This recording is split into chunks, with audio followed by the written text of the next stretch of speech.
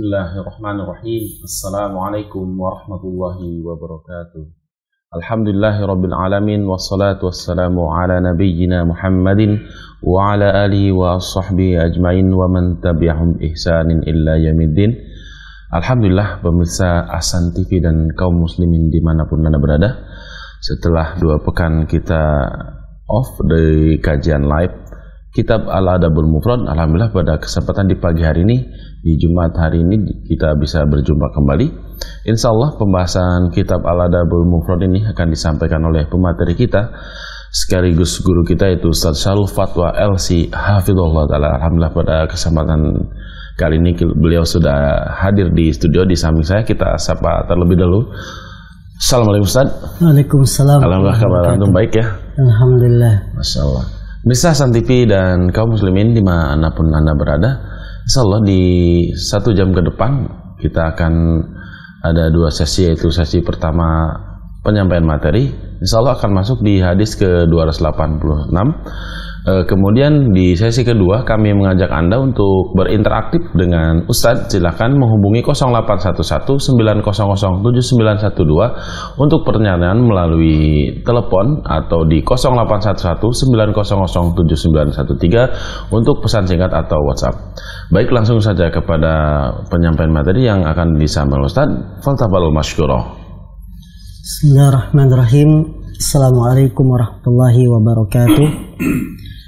Alhamdulillahirabbil alamin, wassalatu wassalam ala Rasulillah nabiyina Muhammadin wa ala alihi wa sahbihi wa man tabi'ahum bi ihsanin ila yaumiddin. Asyhadu an la ilaha illallah wahdahu la syarikalah wa asyhadu anna Muhammadan abduhu wa rasuluhu la nabiyya ba'dah. Asyhadu an la ilaha illallah wahdahu la syarikalah wa asyhadu anna Muhammadan abduhu wa rasuluhu la nabiyya ba'dah. Qala Allah tabaraka wa ta'ala Ya ayyuhalladzina amanu taqullaha haqqa tuqatih wa la tamutunna illa wa antum muslimun. Wa qala aidha ya ayyuhan nasu taqu rabbakumul ladzi khalaqakum min nafsin wahidah wa khalaqa minha zawjaha wa batha minhuma rijalan katsiran wa nisaa wattaqullaha alladzi tasaaluna bihi wal arham innallaha kana 'alaikum raqiba. Fa inna asdaqal hadis kitabullah wa khairal hadi hadi Muhammadin sallallahu alaihi wasallam wa syarrul umuri muhdatsatuha fa inna kulla muhdatsatin bid'ah wa kulla bid'atin dhalalah wa kulla dhalalatin finnar. Saudaraku kaum muslimin dimanapun Anda berada, alhamdulillah kesempatan pagi hari ini kami bisa kembali menyapa para pemirsa dimanapun Anda berada dalam kajian kitab Al-Adab Al-Mufrad buah karya Imam Al-Bukhari, yang tentunya kita membahas tentang adab-adab keseharian, adab-adab yang dicontohkan oleh Nabi kita Nabi Muhammad SAW, dan betapa butuhnya kita terhadap adab, karena adab inilah yang akan membawa kebahagiaan seseorang ketika dia nanti kembali kepada Allah SWT. Bahkan seluruh agama ini adalah isinya adab. Bagaimana kita beradab kepada Allah, kepada Rasul, pada para ulama, pada orang tua dan seterusnya. Maka yang menyepelekan masalah adab indikasi kekurangan agamanya. Orang dinilai bagus dan tidak agamanya adalah dilihat dengan adab dan akhlaknya. Para pemirsa yang dimuliakan Allah SWT, hadis kita adalah hadis nomor 286. Qala al-Imam al-Bukhari rahimahullahu ta'ala, Imam Bukhari rahimahullah, beliau berkata, Haddatsana Umar bin Hafs qala haddatsana Abi qala haddatsana al-A'mash qala haddatsani Sabit bin Ubaid qala ma ra'aitu ahadan ajalla idza jalasa ma'al qaum wala afkaha fi baitih min Zaid bin Sabit. Telah menceritakan kepada Imam Bukhari Umar bin Hafs Kemudian telah menceritakan kepada Umar bin Hafs adalah bapaknya, yaitu Hafs.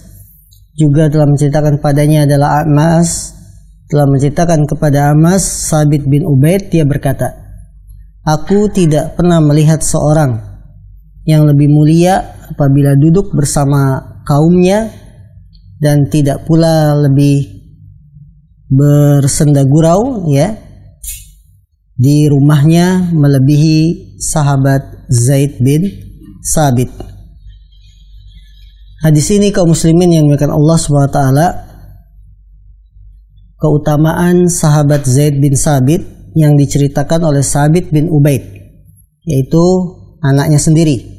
Aku tidak pernah melihat seorang yang lebih mulia ketika dia duduk bersama kaumnya, kemudian ketika dia di rumah yang bersenda gurau kepada keluarganya melebihi sahabat Zaid bin Sabit. Maka hadis ini menunjukkan pada kita hubungan dengan bab sebelumnya, yaitu tentang akhlak mulia. Bahwa seorang akan terlihat kemuliaannya ketika dia duduk bersama kaumnya. Kaumnya maksudnya masyarakatnya, tetangganya. Kemuliaan orang akan terlihat di sana dari tutur kata, dari permasalahan yang diungkapkan. Dan itu memang akan menjadi ciri tersendiri bagi seseorang ketika dia mampu menempatkan diri di hati masyarakat, maka akan menjadi orang yang mulia. Bagaimana kita lihat para ulama ketika di masyarakatnya dikenal baik, maka ini menunjukkan indikasi keutamaan dan keimanan yang dia punya. Tentunya kondisinya baik bersama masyarakat, orangnya kalau bahasa sekarang adalah friendly, supel, bergaul dengan masyarakat, bukan dibuat-buat.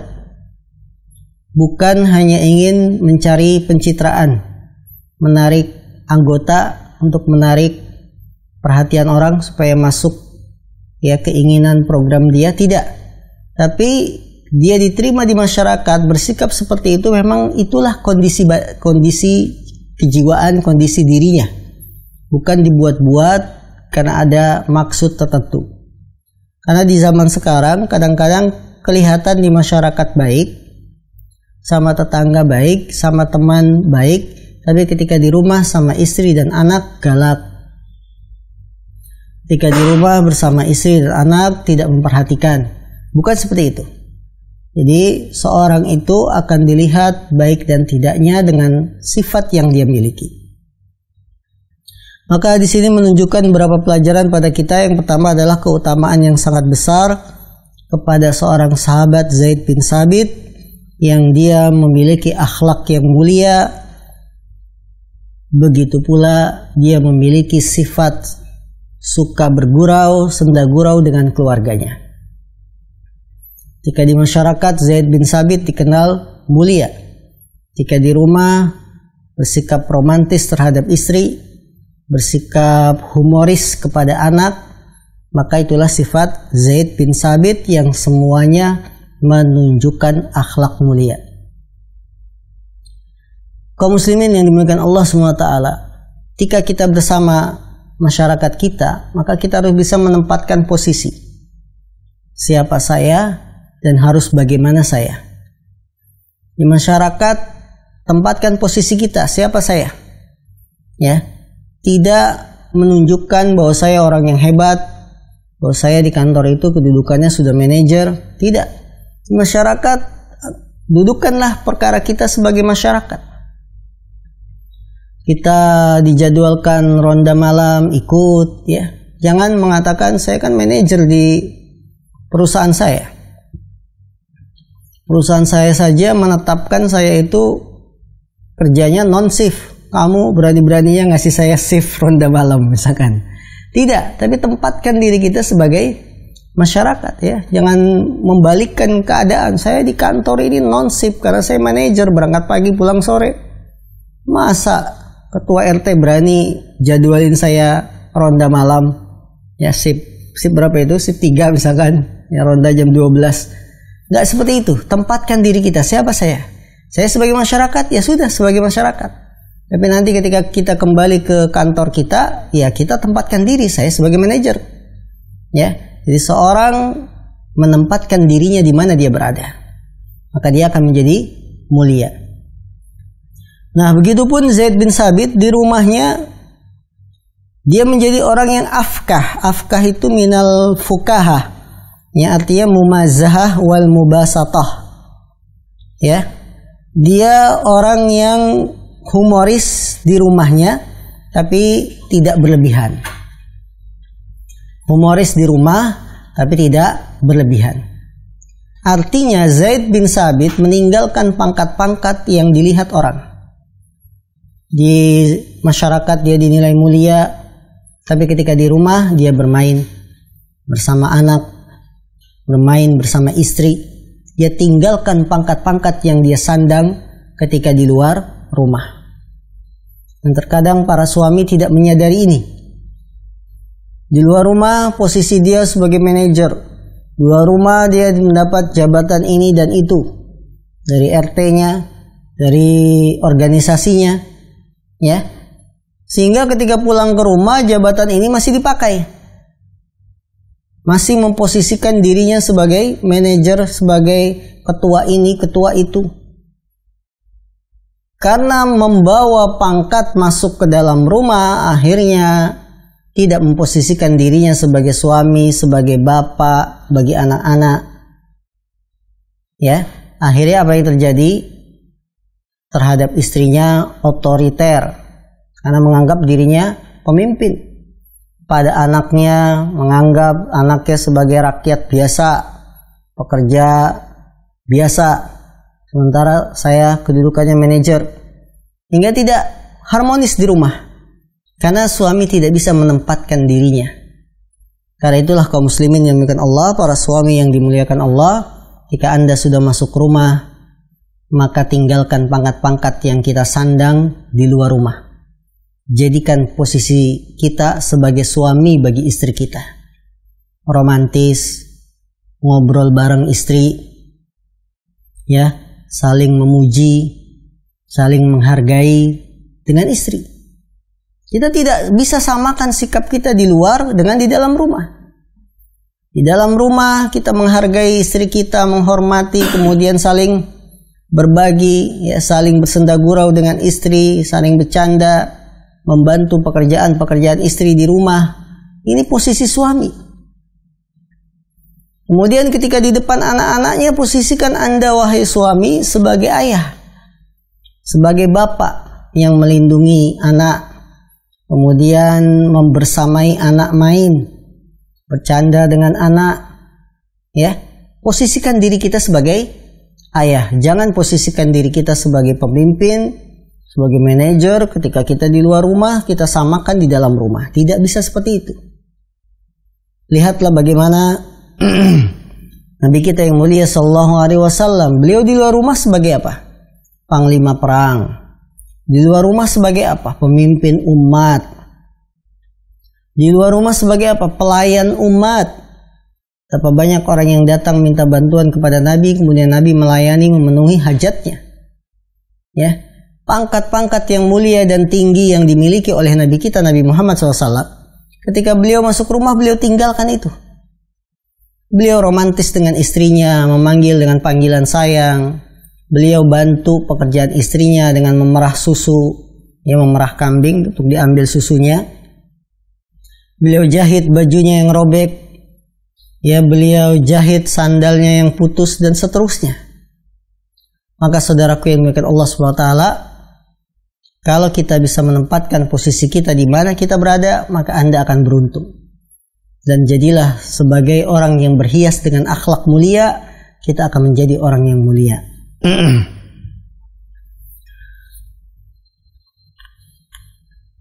Amirul Mukminin Umar ibn Khattab, beliau suatu saat pernah mengatakan, "Yambagi an yakuna rajulu fi baitihi kas-sabi, walakin idza jaa amrullahi kana ar-rajul."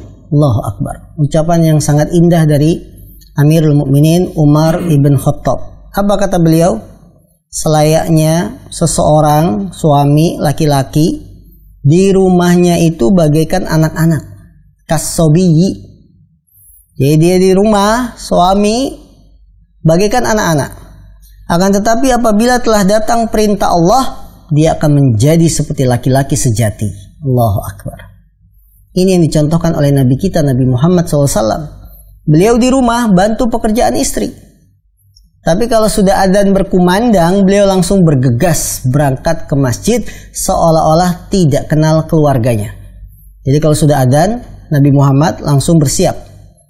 Ya, ambil wudhu, pakai baju, berangkat. Dan tidak menegur anggota keluarga, berangkat ke masjid.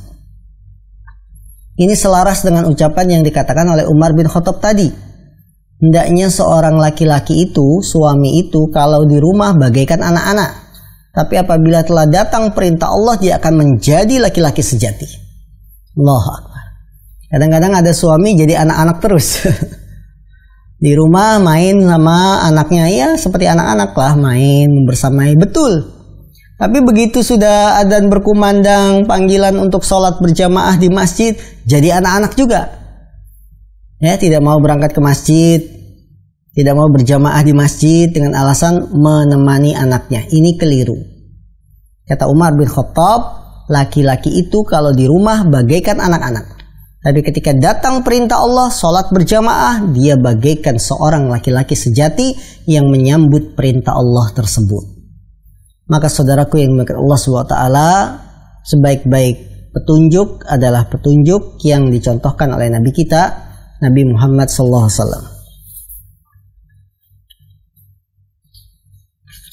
Hadis ke-287. Hadatsana Sadaqah qala akhbarana Yazid bin Harun an Muhammad bin Ishaq an Daud bin Husain an Ikrimatan ibn Abbas qala su'ila Nabi SAW ayyul adiyani ahabbu ilallah qala al-hanifiyah as-samhah. Dari sahabat Ibnu Abbas, semoga Allah meridhoinya, Nabi satu hari pernah ditanya, agama apa yang paling dicintai oleh Allah Subhanahu wa taala?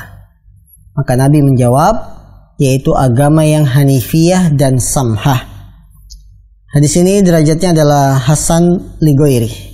Karena dalam sanadnya ada rawi yang lemah, kemudian dengan banyaknya jalan yang lain, maka hadis lemah bisa menjadi Hasan li Ghairi. Jadi Hasan li Ghairi itu aslinya hadis dhaif, kemudian naik derajatnya menjadi Hasan li Ghairi. Nabi ditanya oleh seseorang, agama apa yang paling dicintai oleh Allah? Artinya jalan yang diridhoi oleh Allah, agama yang paling diterima di sisi Allah itu cuma satu. Karena Allah sendiri berfirman, Innad dina indallahil Islam. Sungguhnya agama yang diterima di sisi Allah hanya Islam. Maka ketika Nabi ditanya, agama apa yang paling dicintai oleh Allah? Yaitu agama yang mengajarkan al-hanifiyah as-samhah. Apa hanifiyah? Hanifiyah adalah agama yang mengikuti ajarannya Nabi Ibrahim. Ajaran Nabi Ibrahim disebut ajaran Hanif. Hanif itu artinya yang lurus, karena Nabi Ibrahim berpaling dari kebatilan menuju kebenaran. Nabi Ibrahim tidak mau ikut bapaknya yang punya pekerjaan membuat patung. Nabi Ibrahim berpaling dari kebatilan menuju kebenaran. Ini berarti menempuh jalan yang lurus. Itulah agama yang dicintai oleh Allah, yang hanif. Apa yang hanif? Lurus, tidak mengikuti kebatilan sebagaimana Nabi Ibrahim. Demikian juga makna hanif adalah agama yang bertauhid, berpaling dari kesyirikan. Sebagaimana Nabi Ibrahim, patung-patung yang ada di zaman Nabi Ibrahim dihancurkan, ya. Kemudian ditanya Nabi Ibrahim, siapa yang menghancurkan patung-patung ini? Tanyakan kepada patung yang paling besar. Maka raja tersebut tidak bisa menjawab. Jadi agama yang hanif, yang lurus itu adalah yang berpegang dengan tauhid, berpaling dari kesyirikan. Jadi berpaling dari kebatilan menuju kebenaran, berpaling dari kesyirikan menuju tauhid. Itu namanya agama yang hanif. Ikhlas beribadah kepada Allah Subhanahu wa ta'ala.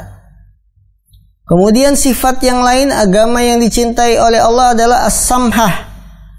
Samhah itu artinya sahlah, yang mudah. Ya, yang mudah memberikan kemudahan kepada para hamba. Dan ini termasuk maqasid asy-syariah. Termasuk maqasid asy-syariah at-taisir. Ya, masuk tujuan dalam syariat ini adalah memberikan kemudahan.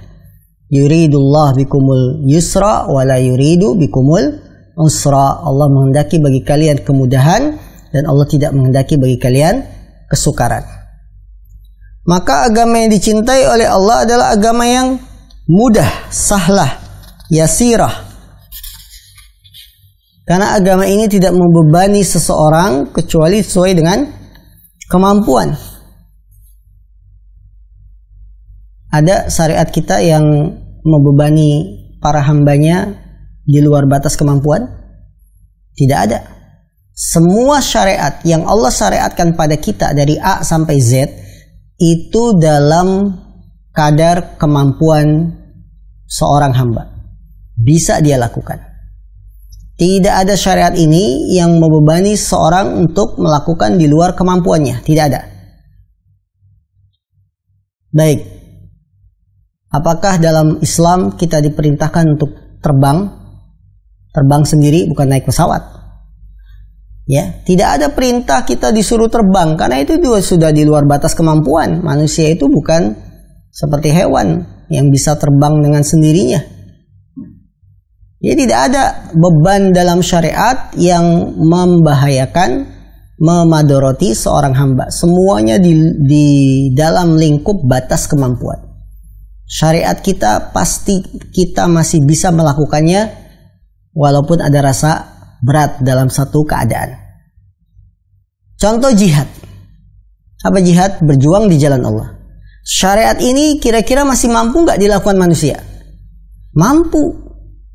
Ya, mereka bisa pergi melawan musuh. Para sahabat melawan musuh. Itu masih dalam kadar kemampuan. Tidak di luar batas kemampuan. Akan tetapi di dalam jihad walaupun ada rasa berat, meninggalkan keluarga, ya, belum lagi saat jihad terkena sabetan perang berat, tapi masih dalam koridor batas kemampuan.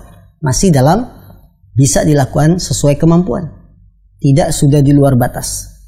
Ya, jadi agama kita itu dibangun di atas kemampuan seorang hamba. Maka syariat agama yang dicintai Allah adalah agama yang sahlah, mudah. Memberikan kemampuan seorang hamba. Akan tapi kaum muslimin yang dimuliakan Allah Subhanahu wa taala, berbicara tentang kemudahan itu harus dengan patokan-patokan. Tidak sembarangan kita bicara kemudahan seenak kita. Di antara patokan kemudahan dalam Islam, kemudahan itu harus sesuai dalil, bukan sesuai hawa nafsu. Banyak orang berbicara Islam agama mudah, Islam agama yang tidak memberatkan hambanya, tapi bicaranya hanya dengan hawa nafsu, tidak dengan dalil. Bahwa kemudahan yang diinginkan oleh syariat Islam adalah kemudahan yang berdasarkan dalil, bukan berdasarkan hawa nafsu. Contoh, kita boleh meringkas sholat qashar dari 4 menjadi 2. Kemudahan nggak? Kemudahan. Tapi ada dalilnya nggak? Ada. Jadi kemudahan itu harus berdasarkan dalil. Bukan hawa nafsu. Kalau kita hawa nafsu, sholat zuhur bisa diqashar dari 4 jadi 2. Kalau mengikuti hawa nafsu bagaimana? Sholat maghrib juga ikut diqashar. 3 rakaat jadi 1,5. Itu namanya mengikuti hawa nafsu. Tidak mengikuti dalil. Kalau kita mengikuti dalil, tidak ada qashar dalam sholat maghrib. Sholat maghrib tidak boleh diringkas. Ya, jadi kita berbicara kemudahan itu dengan dalil, bukan dengan hawa nafsu. Orang berbicara kemudahan Islam, apa? Bolehnya mengucapkan selamat Natal. Kan Islam agama mudah. Islam tidak memberatkan hambanya. Cuma ucapan Natal di mulut tidak ada masalah. Itu namanya berbicara kemudahan tapi mengikuti hawa nafsu, bukan mengikuti dalil. Kalau kita bicara kemudahan harus berbicara tentang kemudahan Islam, harus mengikuti dalil, bukan mengikuti hawa nafsu. Dalilnya jelas melarang kita. Lakum dinukum waliyadin, bagi kalian agama kalian, bagi kami agama kami. Ya. Jadi kalau kita berbicara kemudahan, toleransi Islam harus dengan dalil, bukan dengan hawa nafsu. Ya. Ini orang sudah kebablasan ketika kita berbicara kemudahan Islam. Ya udah, kita nggak ada masalah lah. Kita berbicara bahwa saudara kita yang non muslim adalah saudara kita juga, semua agama sama. Ya, bahkan organisasi saya itu menjadi cabangnya organisasi Nasrani. Ya, Allahu Akbar. Anda itu bicara dengan apa? Bicara itu dengan dalil. Bicara kemudahan Islam, toleransi Islam mengikuti dalil, bukan dengan seenak hawa nafsu kita. Ya, ini yang harus kita perhatikan ketika kita berbicara tentang kemudahan Islam. Maka agama yang dicintai oleh Allah, ketika Nabi ditanya, beliau menjawab, agama yang dicintai Allah adalah yang hanifiyah, yang lurus, berpaling dari kebatilan menuju kebenaran, yang lurus berpaling dari syirik menuju tauhid. Itulah agama yang dicintai oleh Allah. Kemudian sifat kedua agama yang dicintai oleh Allah adalah yang mudah, memberi kemudahan kepada umat. Tentunya kemudahan ini pun harus diikat dengan dalil, bukan kemudahan dengan hawa nafsu. Kemudian hadis 288. Hadatsana Abdullah bin Salih qala hadatsani Musa ibnu Ali an abihi an Abdullah bin Amr qala arba'u khilalin idza u'titahunna fala yadurruka ma uzila anka minad dunya husnu khaliqatin wa afafu tu'matin wa sidqu hadisin wa hifdzu amanatin. Dari Abdullah bin Amr, dia berkata, ada 4 perkara yang apabila kamu diberikan 4 perkara tersebut, maka tidak akan membahayakanmu dari apapun yang kamu tidak mendapat dari dunia ini. Tidak membahayakanmu apa yang luput dari dunia ini. Apa saja 4 perkara tersebut? Yang pertama, husnu khaliqatin, ya, berakhlak mulia. Kemudian afaf, tu'matin, mencari sumber makanan yang terhormat. Kemudian sidqu hadisin, jujur dalam berbicara. Wa hifdzu amanatin, dan menjaga amanah. Hadis ini derajatnya mauquf sampai Abdullah bin Amr, tidak sampai Nabi Shallallahu Alaihi Wasallam. Maka hadis ini memberikan keutamaan pada kita 4 perkara. Kalau seorang diberikan 4 perkara ini, tidak akan membahayakannya walaupun dia tidak mendapat bagian dunia. Yang pertama, husnu khaliqah, yaitu bagusnya tabiat kita, bagusnya akhlak kita, yang mana akhlak ini adalah cerminan agama kita. Orang kalau sudah akhlaknya mulia, cerminan agamanya bagus, beruntung dia.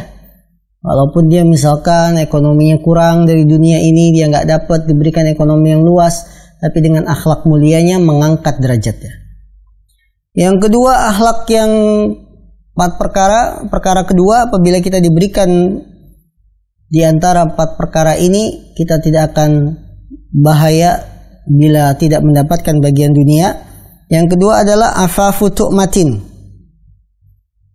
kehormatan, menjaga dalam makanan. Artinya menjauhi makanan-makanan yang haram. Ya. Dia tidak makan kecuali makanan yang halal. Dia tidak hanya memikirkan kelezatan, tapi ternyata lezatnya dari daging babi. Nah, bukan. Orang makan itu afaf, menjaga kehormatan dirinya, bukan hanya melampiaskan hawa nafsu. Jadi para penggemar kuliner, Anda itu bukan hanya mencari kelezatan makan, tapi harus ada keberkahannya, yaitu dengan menyantap yang halal. Jangan menyantap yang haram. Tidak boleh kita menyantap makanan yang haram, karena akan membahayakan diri kita dan keluarga kita. Maka saudaraku yang dimuliakan Allah SWT, dalam hal makanan juga, jauhkan sumber makanan yang kita dapat dari harta haram. Kita beli makanan dari hasil uang curian. Kita beli makanan dari hasil uang riba. Itu namanya tidak afaf, tidak terhormat. Tidak menjaga kehormatan diri dalam hal makanan. Tahuilah saudaraku yang dimuliakan Allah SWT, makanan yang halal akan membentuk jiwa yang sehat. Tapi makanan yang haram akan membentuk jiwa yang sakit. Karena itu Nabi berpesan kepada sahabat Ka'ab bin Ujrah, ya Ka'ab bin Ujrah, ma nabata damun walahmun an sukhtin an-naru aula bih. Wahai Ka'ab bin Ujrah, tidaklah darah daging yang tumbuh dari harta haram kecuali neraka lebih berhak baginya. Artinya ketika kita menyantap, mengkonsumsi makanan haram, maka daging darah yang tumbuh dalam tubuh kita itu tidak berhak kecuali neraka. Allahu Akbar. A'udzubillahi min dzalik. Yaitu bagi para pecinta kuliner, bukan hanya sekedar kita cari kulineran enak, tapi tidak memperhatikan undang-undang halal dan haramnya. Ini salah. Karena makanan punya pengaruh besar dalam tubuh kita, dalam badan kita, dalam badan anak-anak kita. Maka perhatikanlah hal itu, wahai kaum muslimin. Yang keempat adalah sidqu hadis. Bicara jujur. Seorang ketika sudah bicara jujur, dia tidak akan termadoroti apapun dari masalah dunia ini.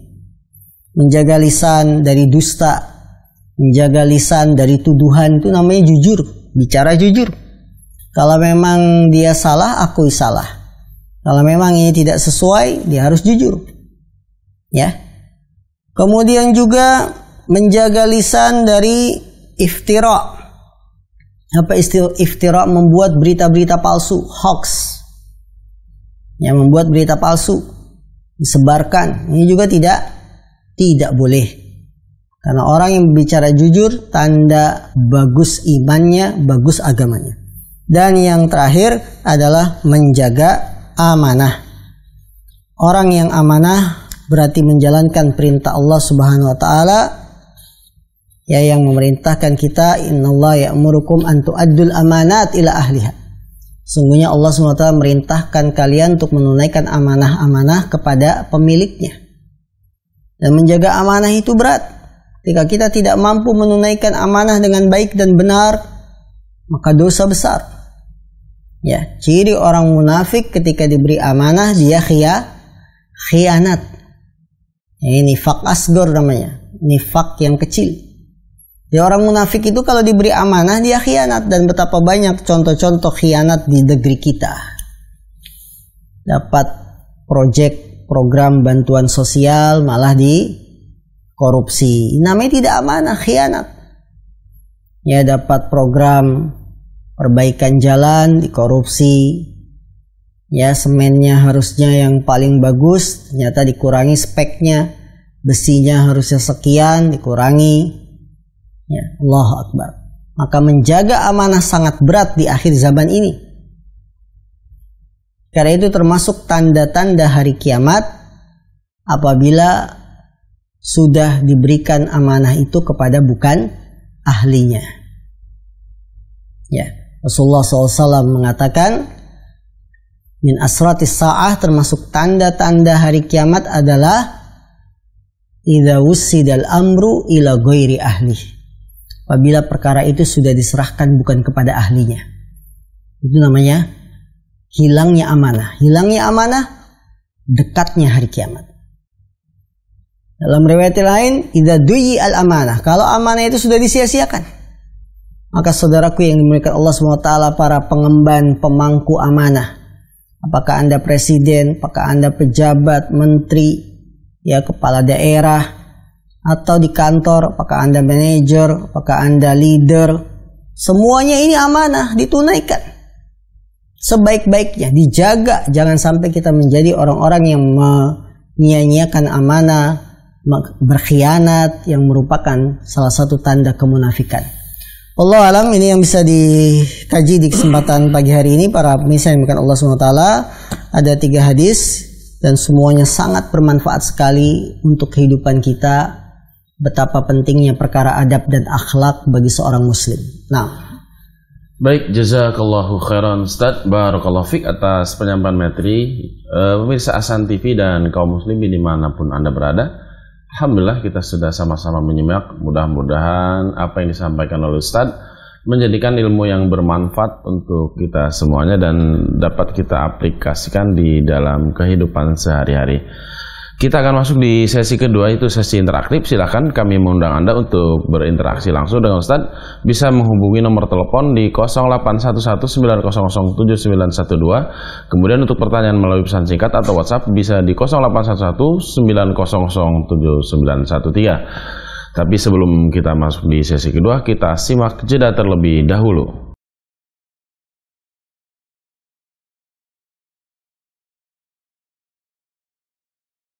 Bisa Ahsan TV dan kaum muslimin dimanapun Anda berada, alhamdulillah kita masuk di sesi kedua, yaitu sesi interaktif atau tanya jawab.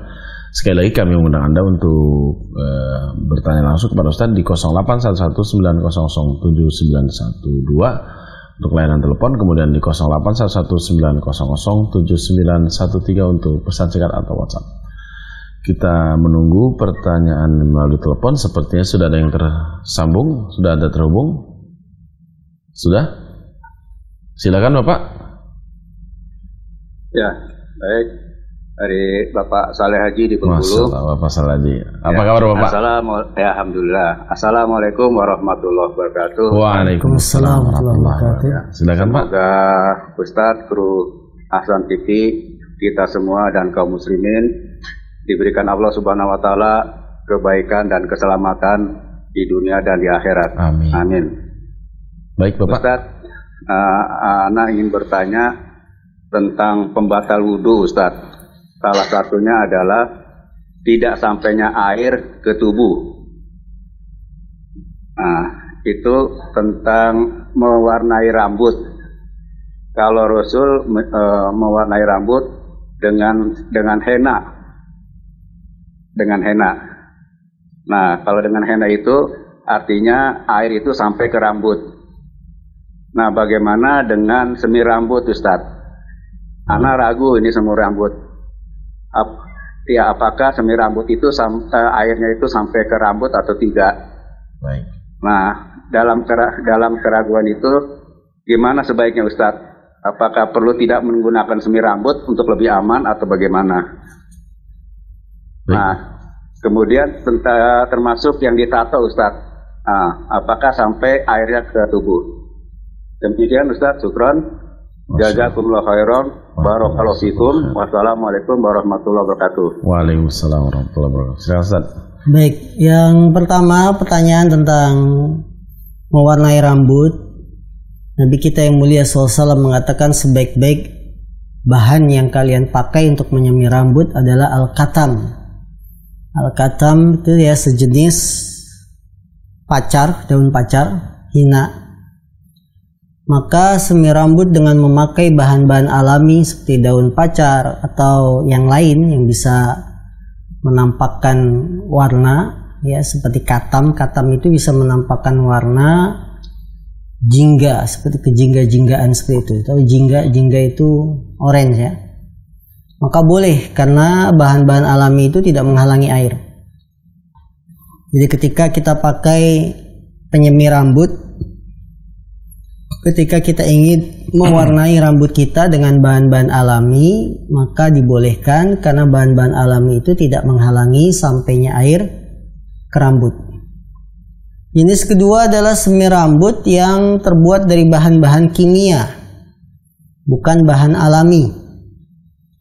Apabila semir rambut itu terbuat dari bahan kimia, bukan bahan alami, dan menghalangi sampainya air ke rambut, maka tidak boleh kita pakai. Tidak boleh kita pakai. Kecuali terbukti terbukti bahan kimia tersebut tidak menghalangi air ke rambut. Jadi kalau ada jenis semi rambut dari bahan kimia tapi tidak menghalangi air ke rambut, boleh dipakai kalau memang ada. Kalau kita ragu-ragu semi rambut ini, kita tidak paham kandungannya termasuk zat yang menghalangi air ke rambut atau tidak, kita nggak paham. Baca di kemasannya juga tidak paham. Maka orang yang ragu hendaklah tinggalkan keraguan. Jadi keraguan-raguan itu harus ditinggalkan. Nabi SAW beliau bersabda, "Da' yaribuka ila ma la yaribuka." Tinggalkanlah apa yang meragukanmu menuju sesuatu yang tidak meragukan. Jadi kalau ada ragu-ragu, tinggalkan yang meragukan, beralih pada sesuatu yang tidak meragukan. Artinya apa? Kalau bahan kimia untuk menyemir rambut ini meragukan kita, tinggalkan. Ila ma la yaribuka, tinggalkan menuju perkara yang tidak membuat kamu ragu, yaitu ambillah bahan alami, ya daun pacar dan sejenisnya. Nah, pertanyaan kedua tentang tato. Tato itu ada dua jenis juga. Tato yang sifatnya permanen, yang susah dihilangkan, ini menghalangi sampainya air ke tubuh. Maka haram kita mentato tubuh kita dengan jenis yang pertama ini. Kalau kita sudah taubat, maka tatonya harus dihilangkan. Kalau tidak mampu dihilangkan, ya sudah apa adanya, kemudian sholat, berwudu, mandi besar misalkan apa adanya, karena nggak bisa dihilangkan misalkan. Dengan menghilangkan nanti membuat organ tubuh tambah rusak. Lebih baik kita menghindari kejelekan yang lebih buruk. Salat sambil taubat kepada Allah, ya, sambil minta kepada Allah agar menerima ibadah wudu kita, menerima mandi wajib kita diterima dengan kondisi karena memang tatonya tidak bisa dihilangkan. Kalau kondisinya seperti itu. Jenis kedua, tato buatan, imitasi yang sifatnya seperti nempel saja, ya, dan dia bisa dihilangkan. Maka ini boleh, tidak menghalangi sampainya air ke tubuh atau kulit. Nah, insyaallah jazakallahu khairan Ustaz. Barakallahu fik atas jawaban atau penjelasan dari pertanyaan dari Bapak Saleh Haji. Kita lanjut sambil menunggu penelpon berikutnya. Kita lanjut di pertanyaan dari pemirsa. Assalamualaikum. Maaf Ustadz, apabila ada seseorang yang punya tabiat kurang baik, suka memprovokasi hal yang kurang baik, dan suka menzalimi para tetangga, apakah boleh dia dijadikan imam tetap dalam suatu masjid? Syukran Ustadz, dari Zeni di Tegal Ustadz. Apabila ada seorang yang dia tabiatnya tidak baik, bahkan suka memprovokasi sehingga orang benci dengan dia, bolehkah dijadikan imam tetap? Dalam bab fikih ada pembahasan hukum menjadi imam yang kaumnya tidak suka, membenci imam tersebut. Maka hukum sholat di belakang imam tersebut makruh, walaupun tidak berhubungan dengan keabsahan. Jadi kalau dikatakan bolehkah, sebaiknya ditinggalkan, karena makruh, dibenci. Makruh itu tidak sampai derajat haram. Artinya bagaimana mungkin kita bermakmum di belakang imam yang dia akhlaknya buruk, tabiatnya buruk, suka provokasi. Pasti setidaknya minimal dalam hati ada grundel. Grundel itu apa ya? Dongkol, perasaan hati. Masa sih dia yang jadi imam? Kesehariannya saja nggak bagus. Jadi hukum sholatnya di belakang imam tersebut makruh, dibenci. Ya, walaupun tetap sah apabila terpenuhi rukun dan kewajiban sholat. Jadi sebaiknya, kalau berbicara sebaiknya, carilah imam yang bagus akhlaknya, yang kesehariannya kita sudah tahu, dialah yang jadi imam. Adapun yang jadi imam orang yang kita tahu akhlaknya buruk, kalau dia dijadikan imam karena banyak pendukungnya, ya, maka makmum yang sholat di belakang imam yang akhlaknya jelek ini, hukum sholatnya makruh, tidak berpengaruh dengan sahnya. Sahnya tetap sah, ya, karena sholat itu kalau rukunnya sudah ada, syaratnya terpenuhi, ya sudah sholatnya sah, walaupun makmumnya pada benci semua gitu. Nah, Allah alam. Jazakallahu Ustaz atas jawabannya. Kita lanjut ke pertanyaan berikutnya sambil menunggu pertanyaan dari telepon. Bismillah. Assalamualaikum ya Ustaz, mohon nasihatnya. Apabila dalam duduk di antara dua sujud pada rakaat pertama membaca Rabbighfirli 2 kali, namun pada duduk di antara dua sujud pada rakaat kedua dia membaca Rabbighfirli warhamni wahdini wa'afini warzuqni. Apakah sah salatnya? Syukran wa jazakallahu khair. Jawabannya sah salatnya apabila kita membaca dua doa yang berbeda pada dua keadaan salat yang berbeda. Yang dilarang itu adalah menggabungkan doa-doa yang berbeda dalam satu keadaan salat. Kalau membaca dua doa yang berbeda dalam dua keadaan yang berbeda, maka dibolehkan. Rakaat pertama duduk di antara dua sujud, baca Rabbighfirli, Rabbighfirli. Rakaat kedua dia duduk di antara dua sujud, baca Rabbighfirli warhamni wazburni dan seterusnya. Ini dibolehkan karena dua keadaannya beda. Satu di rakaat ke-1, yang kedua duduk di antara dua sujud di rakaat kedua. Yang dilarang itu bagaimana? Menggabungkan doa yang berbeda dalam satu keadaan yang sama. Kita duduk di antara dua sujud rakaat ke-1. Kita gabungkan Rabbighfirli, Rabbighfirli, Rabbighfirli warhamni wazburni wahduni. Nah, itu nggak boleh. Satu keadaan ruku. Saat ruku, subhana rabbiyal azim, subhana rabbiyal azim, subhana rabbiyal azim, subhanakallahumma bihamdika. Nah, itu tidak boleh karena menggabungkan dua doa ruku dalam satu keadaan yang sama itu tidak boleh.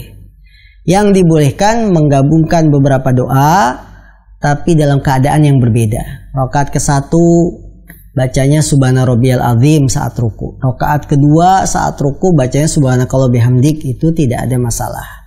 Ya, karena keadaannya berbeda dan itu termasuk menjaga sunnah-sunnah agar tidak terlupakan. Karena sunnah itu kalau tidak kita amalkan, macam-macam yang lafaz-lafaz yang berbeda ini tidak kita jaga, sunnah itu akan hilang. Nah, masyaallah. Jazakallahu Ustaz atas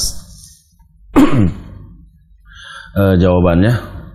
Kita lanjut ke pertanyaan berikutnya Ustaz yang dari pesan singkat. Masih ada pertanyaan dari pemirsa. Assalamualaikum Ustaz, bolehkah bermakmum dengan imam yang masih merokok? Syukran dari Kris di Pekalongan. Bermakmum kepada imam yang maksiat ya hukumnya makruh, dibenci. Karena rokok termasuk kemaksiatan. Kan para ulama menegaskan keharamannya. Karena rokok tidak membawa manfaat sedikit pun, bahkan kerugian yang akan kita dapat sangat besar. Kerugian dari sisi harta, kerugian dari sisi kesehatan badan, dan seterusnya. Maka mengangkat imam yang masih merokok termasuk kemaksiatan. Hukum sholat di belakangnya dibenci, ya tetap sah. Karena kalau sholat itu dipenuhi rukun syaratnya sah, walaupun yang jadi imam itu pelaku maksiat. Ya, biarlah maksiat dosanya atas si imam. Ya, si imam ini masih ngerokok, dosanya ngerokok, ya imam yang nanggung, makmum tidak ikut menanggung. Tapi kita dibenci. Kalau ada profil imam yang lebih selamat, yang soleh, yang tidak ngerokok, yang lurus jalannya, maka itu lebih utama untuk diangkat menjadi imam. Nah, Jazakallahu Ustaz atas jawabannya. Kita lanjut di pertanyaan berikutnya Ustaz dari pemirsa. Ustaz, apakah akhlak yang baik itu didapat dengan cara bawaan atau fitrah, ataukah dengan dipelajari dan dilatih dengan usaha yang keras? Jazakallahu khair. Kaum muslimin yang dimuliakan Allah SWT, apabila kita berbicara tentang akhlak, akhlak itu ada dua macam didapatnya. Jadi cara mendapatkan akhlak mulia itu ada dua cara. Satu, hibah, pemberian dari Allah. Allah memberikan dia akhlak mulia. Memang dari lahir kepribadiannya sudah begitu. Ya, sebagaimana Rasulullah SAW mengatakan kepada sahabat Abdul Qais, innaka fika khaslatan. Sungguhnya dalam dirimu itu ada dua perangai yang dicintai oleh Allah. Al-hilmu wal anat. Hilmu, sikap lembut, wal anat, dan hati-hati.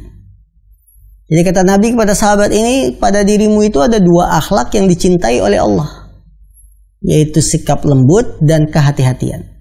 Artinya sikap lembut dan kehati-hatian yang dia punya ini pemberian dari Allah. Allah ngasih dia, sehingga memang kepribadiannya seperti itu, selalu lembut dan selalu berhati-hati. Dan itu kita kadang dapati kan dalam kehidupan kita sehari-hari.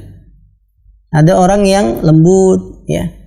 Ada orang yang sabar, kalau dimarahin dia nggak balas marah. Dimarahin ya nge senyum, ya coba dimarahin senyum. Bisa kan? Ada orang yang seperti itu berarti pemberian dari Allah. Cara kedua mendapat akhlak mulia adalah dengan usaha belajar. Ya, dengan belajar. Dia melatih diri untuk bisa memiliki akhlak mulia. Dengan banyak mengaji dia paham, oh ya, menjadi pemaaf itu bagus. Dengan banyak ngaji dia paham menjadi pemaaf itu besar pahalanya. Akhirnya dia berusaha terus memaafkan pasangan, memaafkan teman yang salah, ya, sehingga dia terkenal orang yang pemaaf karena ada usaha. Hasil usaha dia belajar, ya, hasil usaha dia untuk bersifat dengan sifat pemaaf, maka itu bisa didapatkan. Jadi cara mendapatkan akhlak mulia itu jelas 2. 1 pemberian Allah, yang kedua dengan usaha kita sendiri. Nah, jazakallahu Ustaz atas jawabannya.